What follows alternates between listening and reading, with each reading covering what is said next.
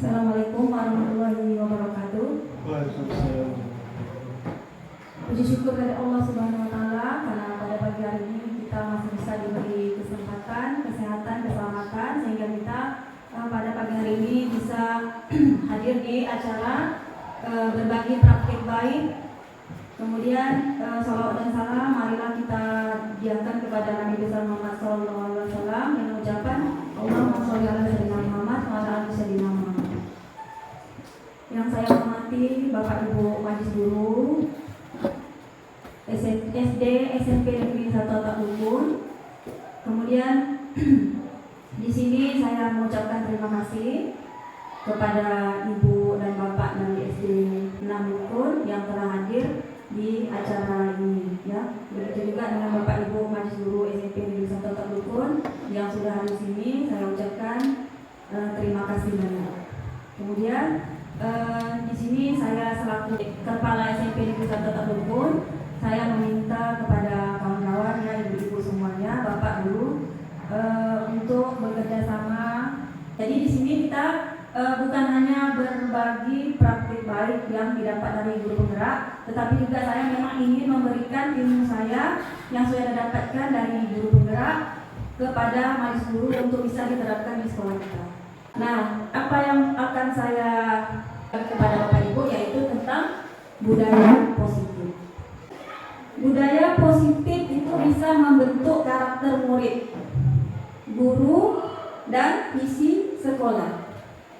Nah, dalam membangun budaya positif, sekolah perlu menyediakan lingkungan yang positif, aman, nyaman, damai, itu untuk di sekolah supaya apa? Supaya siswa mampu berpikir positif. Nanti siswa juga bisa merdeka dan mandiri, bertanggung jawab dalam belajar. Ya, budaya positif merupakan perwujudan dari nilai-nilai atau keyakinan universal yang diterapkan di sekolah.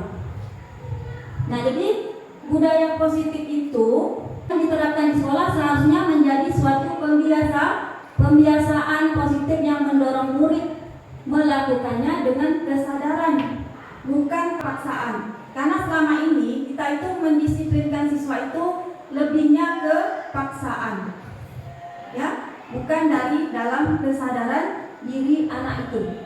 Teori motivasi, hukuman penghargaan, restitusi, kemudian keyakinan kelas, restitusi 5 posisi kontrol, dan segitiga restitusi. Disiplin berkaitan dengan kontrol guru terhadap siswa, iya kan? Jadi kita disiplin itu kita mengontrol siswa.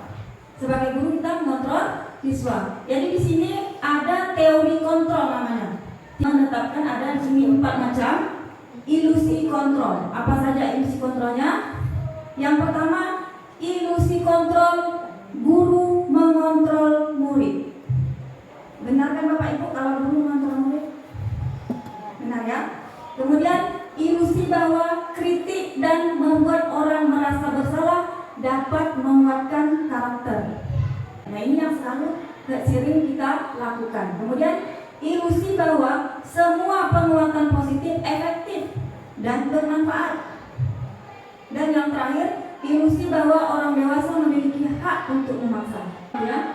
Nah, apa saja nilai-nilai kebajikan universal? Kalau kita di sini P5 ya, program profil pelajar Pancasila itu mengandung nilai-nilai kebajikan seperti mandiri, beriman, bertakwa, bernalar kritis, kebajikan global, gotong royong, dan kreatif.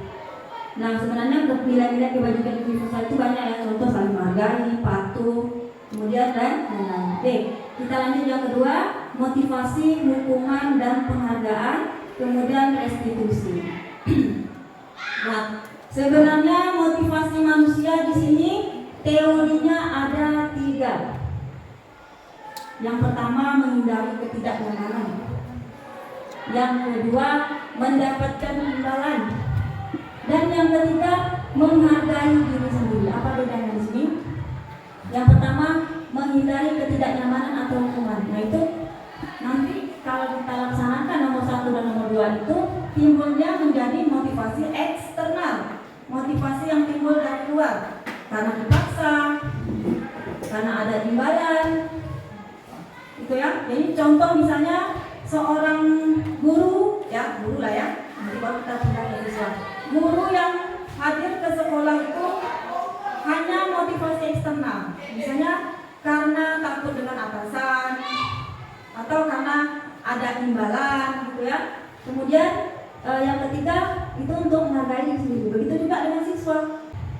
Nah nih, dihukum oleh penghargaan. Ini pertama sekali saya mendengar dihukum oleh penghargaan di program guru penggerak. Saya sangat kaget sekali karena di mana-mana itu ada penghargaan. Tidak terlepas dia baik di dunia pendidikan mau di luar, itu selalu ada penghargaan. Rupanya penghargaan itu sendiri kalau di program guru penggerak itu menghukum. Kenapa dikatakan menghukum? Di sini ada yang pertama, penghargaan itu pengaruhnya jangka pendek dan jangka panjang. Jika sering dilakukan penghargaan, maka orang itu akan tergantung pada penghargaan sehingga kehilangan motivasi internal. Itu sebabnya kenapa dihukum oleh penghargaan tadi.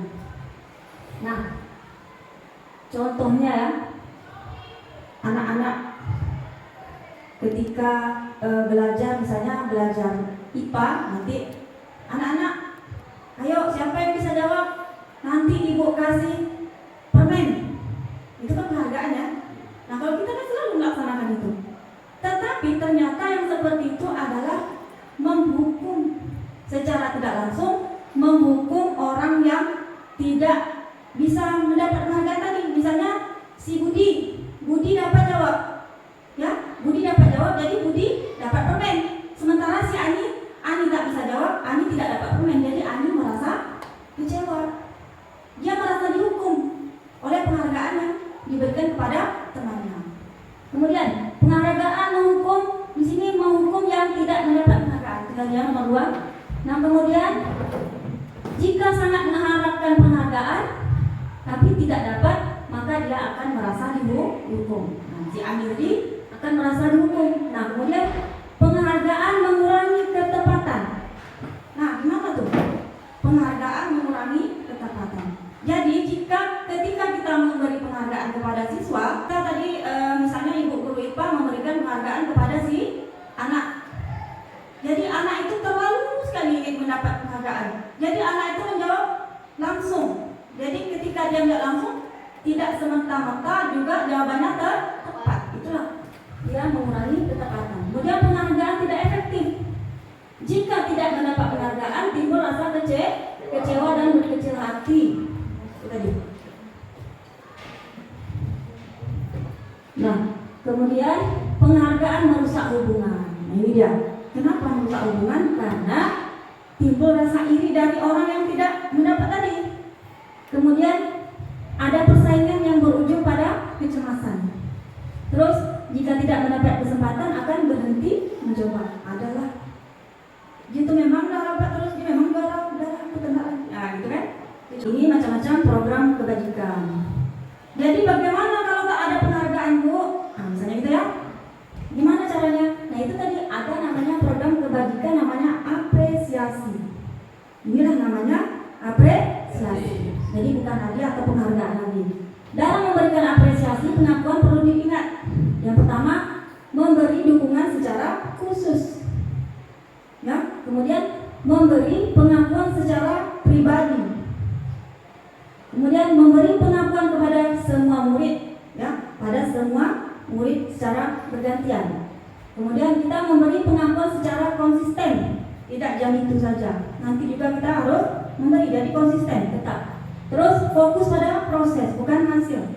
Kalau apresiasi ini, penghargaan itu biasanya berfokus pada hasil, ya, bukan pada proses. Jadi anak-anak itu mempunyai keunikan tersendiri.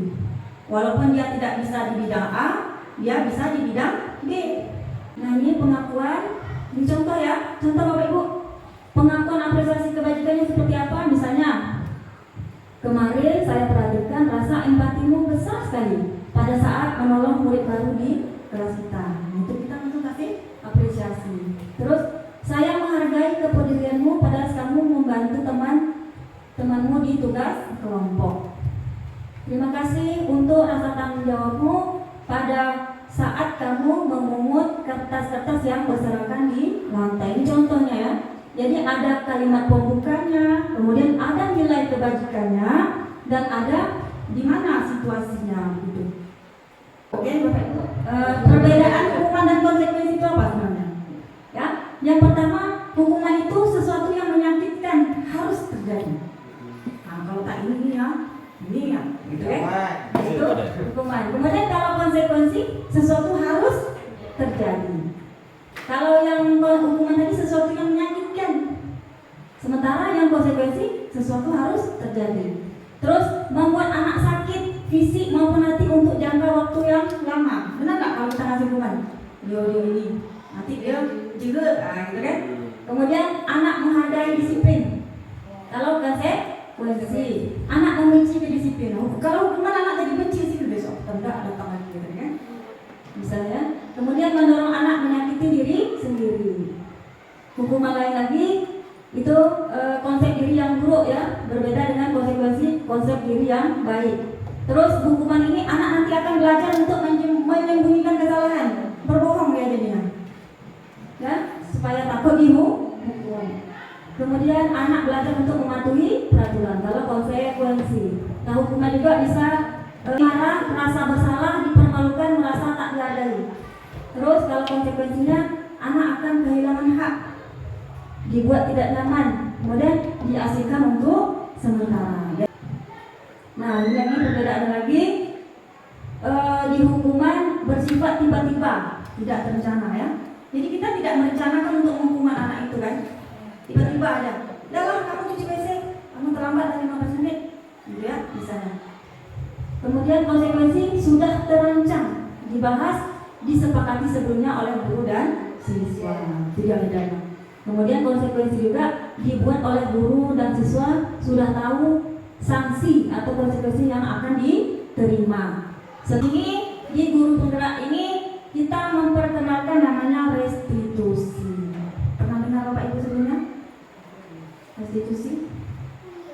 Nah, restitusi ini adalah proses menciptakan kondisi bagi murid untuk memperbaiki kesalahan mereka, sehingga mereka bisa kembali pada kelompok mereka dengan karakter yang lebih kuat. Restitusi merupakan proses kolaboratif yang mengajarkan murid untuk mencari solusi untuk masalah mereka, dan murid berpikir tentang orang seperti apa yang mereka ingin menjadi nantinya. Jadi kalau restitusi, anak itu kita panggil, misalnya saya manggil siswa senior ke ruangan saya karena dia tadi pas jam belajar dia tidur di kelas. Pas saya terangkan dia tidur, jadi saya panggil, Nur, misalnya, kenapa kamu tadi? Kenapa Bu? Ya kan? Ya pas saya belajar tadi kenapa kamu nggak semangat? Ya kan? Saya tidur Bu. Nah, jadi dia mengaku sendiri apa kesalahan dia, kemudian dia nanti mengingat apa kesepakatan kelas kita nak, misalnya kan? Jadi sebelum belajar Bapak Ibu sebenarnya harus membuat kesepakatan kelas. Itu dia nanti, oh saya sudah melanggar kesepakatan kelas yang ini Bu. Nah, apa solusinya yang akan kamu lakukan? Jadi anak yang dipanggil, dia nanti curhat apa alasannya, dia juga akan membuat solusinya. Kita hanya sebagai teman kolaboratifnya untuk menyelesaikan permasalahan. Jadi bukan dari kita guru, tapi anak. Makanya nanti timbul motivasi internal dari murid. Itu yang kita harapkan. Nah, ciri-cirinya restitusi ini bukan untuk menebus kesalahan, namun untuk belajar dari kesalahan. Kemudian bisa memperbaiki hubungan, terus tawaran bukan paksaan. Jadi kita menawarkan, nak, mau nak ibu bantu? Membantu menyelesaikan permasalahan. Kemudian restitusi fokus pada solusi. Ini yang paling penting ya. Apa sih keyakinan kelas itu? Bapak Ibu pernah dengar nggak sebelumnya? Peraturan itu dibuat oleh siapa? Guru yang membuat ya. Peraturan dibuat oleh guru. Kemudian kalau keyakinan ini dibuat oleh guru dan murid. Ya, seperti yang sudah pernah saya lakukan kemarin di kelas 7 sudah saya buat. Yang kelas 89 kemarin di lokal sini, saya membuat keyakinan kelas ini, contohnya. Jadi saya berikan anak itu kertas, ya kalau di kelas 7 enggak, saya langsung dicatatkan ke papan tulis. Kalau anak kelas 89 kemarin saya buatkan di sticky. Anak itu menulis masing-masing di sticky note, kemudian setelah itu menempel, sudah ditempel nanti kita tengok itu kata-katanya, ada yang sama kita satu saja yang diambil. Kemudian ada yang kalimat negatif, misalnya tidak boleh membuli atau tidak boleh mencontek misalnya gitu ya. Nah, kalimat positif kita buat. Apa kalimat positifnya? Kalau tidak boleh membuli, gantinya menghargai, benar. Menghargai teman, misalnya begitu ya. Jadi nanti kita sudah diganti situ membuat kalimat positif, baru nanti kita sepakati. Oke anak-anak, ini sudah dibaca nanti kan? Anak-anak ada yang baca mungkin satu orang. Setelah dibaca, setelah oke, sepakat semuanya, kemudian baru ditanda tangani. Itu akan menjadi keyakinan kelas. Nah, ketika suatu saat nanti anak melanggar peraturan atau keyakinan kelas itu, anak nanti direstitusi. Kita panggil, anak kenapa tadi kamu kok membuli? Atau, nak tadi kamu ngapain sama si Rini? Misalnya ya, saya tadi ngejek dia bu, dia nangis. Loh, kenapa? Gitu kan? Gini bu, gitu kan? Nah, coba nak, kamu melanggar kesepakatan kelas kita yang mana? Yang ini bu. Nah, tuh kamu tahu kan? Jadi kalau udah kayak gini gimana? Apa solusinya dari kamu? Saya akan begini bu. Nah, itulah namanya restitusi. Oke. Jadi kesepakatan kelas atau keyakinan kelas itu kapan dibuat? Di awal semester. Awal masuk sekolah. Oke, kita lanjut ke kemudian kebutuhan dasar manusia dan dunia berkualitas. Apa sih kebutuhan dasar manusia? Itu dia, kebutuhan dasar manusia ada 5. Yang pertama yang tengah-tengah, bertahan hidup. Kemudian ada kebutuhan kesenangan, ada kebutuhan penguasaan, dan ada kebutuhan kebebasan. Apa bedanya di sini? Kenapa kok ini masuk dalam disiplin positif? Karena kita kan untuk nanti kan kita mengontrol siswa. Jadi ketika siswa berbuat masalah, seperti saya bilang tadi, ada anak yang bapaknya emaknya broken home, kira-kira dia kurang kebutuhan yang mana? Kasih sayang dan perhatian. Makanya kita sebagai guru kita harus memahami karakter dan kebutuhan murid. 5 posisi kontrol guru. Apa saja? Yang pertama, kontrol guru penghukum. Bapak Ibu masuk penghukum enggak? Kita lihat ciri-cirinya nanti. Kemudian yang kedua, membuat orang merasa bersalah. Yang ketiga, teman. Yang keempat, pemantau. Yang kelima, manajer. Nah, ayo kita semua termasuk yang mana?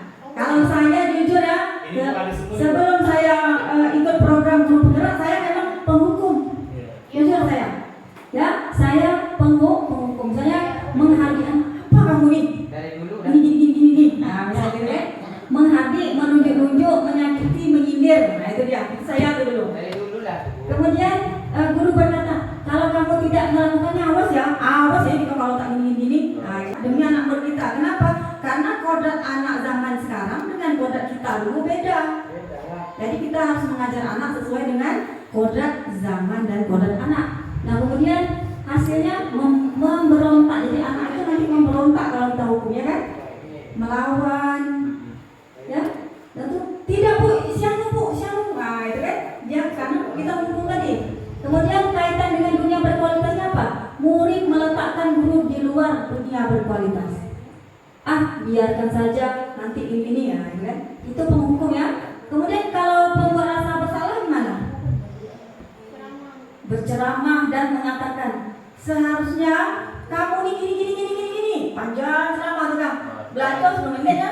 Ceramah sejam misalnya ya. Kemudian ibu kecewa sama kamu. Padahal ibu udah gini. Nah, gitu kan? Nah, itu membuat orang merasa bersalah.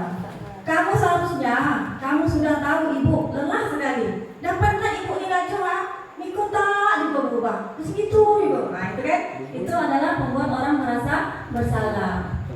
Jadi hasilnya apa? Anak akan menyangkal dan berbohong. Nah, kemudian yang teman. Nah, kalau posisi teman ini sering enggak ya?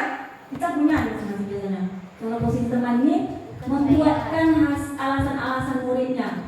Alasan-alasan untuk muridnya. Nah, gini, ayolah lakukanlah demi ibu. Sia nanti ibu marah nanti ke sekolah dengan ibu. Nah, itu tuh. Itu posisi teman. Ibu tuh boleh main. Gitu ya. Masa kamu tidak mau? Ingat tidak, ibu kan mau bantu kamu. Nah, gitu. Kita ingatlah ibadah kita dulu gitu kan. Terus hasilnya apa? Anak akan ketergantungan. Ketergantungannya gimana? Nanti ketika ibu, misalnya ibu Ion ada posisi teman nih. Ketika ibu Ion tak datang, diganti oleh ibu Oblin, anak berubah. Ibu Ion misalnya cuti melahirkan misalnya. Jadi ibu Oblin menggantikan selama 3 bulan. Jadi dengan anak dengan ibu Oblin ini asik tak masuk, asik buat kasus, asik ini. Kenapa? Karena ibu Ion sudah melakukan posisi teman tadi. Dia dah nyaman dengan ibu Ion, dah tergantung, tak mau lagi yang dulu lain. Nah, itulah dia. Kemudian ada lagi namanya tipe pemantau. Nah, kalau pemantau ini dia berbasis data. Misalnya ini, peraturannya apa? Misalnya terlambat ya. Peraturannya apa? Kok kamu terlambat? Ya udah, konsekuensinya apa? Oh, oke, 15 menit ya, kamu berdiri di lapangan. Nah, itu. Misalnya begitu ya. Kalau untuk posisi pemantau, dia tidak ada menghubungkan dengan pribadi dia hanya sesuai dengan peraturan sekolah. Itu pemantau. Kemudian hasilnya apa? Anak akan menyesuaikan diri bila diawasi. Jadi kalau diawasi anak ikut. Nah, itu dia. Kemudian identitas manajer ya. Manajer ini nanti contoh memberikan pertanyaan seperti yang saya lakukan tadi, seperti restitusi tadi. Apa yang kita yakini? Nah, itu tadi ya, keyakinan jelas. Kemudian apa yang bisa kamu kerjakan untuk memperbaiki masalah ini? Nah, itu dia posisi manajer. Kemudian hasilnya apa? Akan menguatkan pribadi, gitu ya. Jadi timbul dari pribadi akan menimbulkan kekuatan dari potensinya, karena dia motivasinya timbul dari dalam diri mereka. Jadi anak merasa menghargai diri sendiri. Itu ada segitiga restitusinya apa saja. Yang pertama kita menstabilkan identitas ya, yang latar itu menstabilkan identitas. Kemudian apa kata-katanya kalau menstabilkan identitas ini? Nah, ini dia. Kita panggil anak, misalnya kita panggil siapa? Si Budi ya, gitu ya. Budi misalnya dia buat kasus merokok. Boleh? Boleh. Kita buat ya kasus merokok ya, si Budi merokok di sudut WC. Dalam kelas tak mungkin. Jadi kita panggil si Budi di depan, tapi kita panggilnya nggak boleh depan guru ramai. Tak boleh. Kenapa? Nanti guru ramai ikut menyalahkan dia. Jadi kita panggil mandiri seperti guru BK manggil. Jadi tanggung jawab ini bukan hanya untuk guru BK, semua guru kita. Jadi kita panggil anak, kita restitusi dia. Anak tuh kita panggil, Budi, kau tahu nggak apa kesalahan kau tadi Budi? Apa bu? Itu marah tuh kan? Ingat-ingatlah apa kesalahan kamu. Jadi nadanya itu apa ya? Nada seperti orang yang sayang gitu dengan anaknya gitu loh, bukan nada marah-marah. Terus iya bu, saya merokok tadi bu. Saya kita boleh pujuk kan? Pujuk dengan nada lembut. Iya bu, saya merokok tadi bu. Berarti kan setiap orang pasti melakukan kesalahan gitu kan? Nah, itu kita pula dulu bapak dulu pernah juga merokok ke sekolah dulu nak.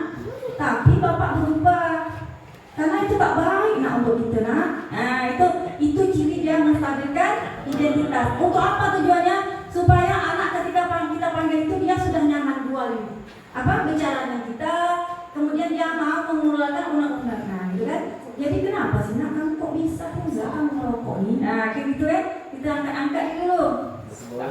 Terus kamu tentu punya alasan kenapa kamu melakukan itu. Nah, itu sudah masuk ke validasi kebutuhan ya, validasi tindakan yang salah. Kamu pasti ada alasan di situ ngapa kamu merokok udah sekolah enggak? Nah, gitu kan? Nah, emangnya tak ada cara lain selain merokok untuk mengekspresikan perasaan kamu tuh Memangnya tak ada cara lain? Dengan cara merokok pula kamu menyelesaikan perasaan amarah kamu atau perasaan yang tak nyaman kamu itu? Nah, sudah masuk ke validasi kebutuhan atau validasi tindakan yang salah. Kemudian kita masuk ke nilai-nilai tadi. Itu namanya menanyakan keyakinan kelas. Nah, di situ nilai-nilai apa yang telah kita sepakati. Jadi nak, kita kan kemarin dah buat keyakinan kelas.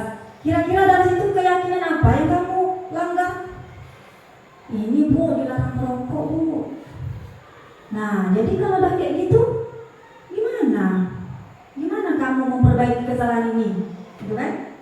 Jadi anak yang mencari menyelesaikan masalah gitu. Dari di sini bisa dipahami Bapak Ibu? Oke, nanti kita lanjut lagi. Kamu ingin menjadi orang seperti apa? Nanti bisa kita masukkan setelah anak itu. Misalnya anaknya, oke Pak, saya tak merokok lagi Pak. Gitu kan? Nah, kamu tahu kan apa bahayanya merokok? Gitu. Tahu sebetulnya Pak, tapi kami tetap buat misalnya kan. Jadi untuk perbaiki masalah ini gimana? Saya tak merokok lagi Pak, apalagi ke sekolah. Enggak lah. Misalnya gitu kan anak buat asing kan. Nah, jadi kesepakatan dengan kita kemarin kan tak boleh merokok pun tak boleh pakai baju sekolah, misalnya kan, tak boleh walaupun di luar sekolah tak boleh pakai baju sekolah, gitu kan? Misalnya gitu ya. Nah, jadi anak tuh nanti dia tahu keyakinan kelas, disebutkannya dia, tahu Pak, saya akan tak merokok lagi, saya tak merokok pakai baju sekolah lagi, dan macam-macam nanti anak yang buat.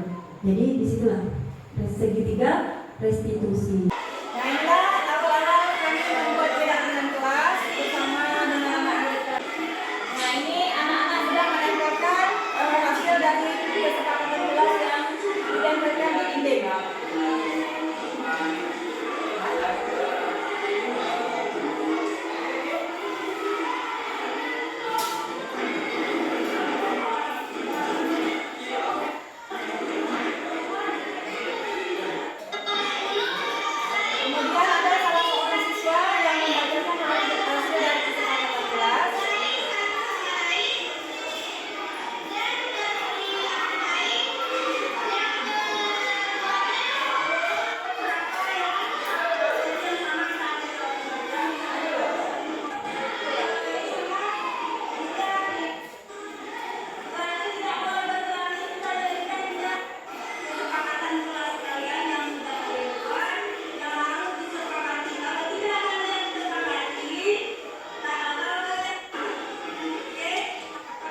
Nah, ini adalah penandatanganan keyakinan kelas yang sudah dibuat.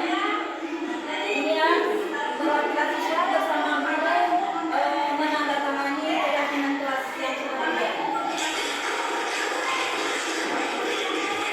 Nah, kemudian ini restitusi yang sudah saya laksanakan kemarin terkait ada siswa yang berkasus makan di saat jam gotong royong.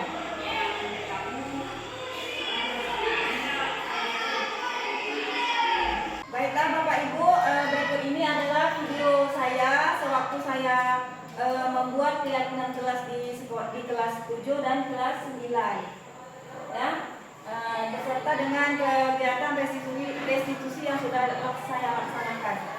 Jadi inilah praktik baiknya, silakan kita tonton bersama. Bapak Ibu, oke, cukup sekian penampilan dari video saya.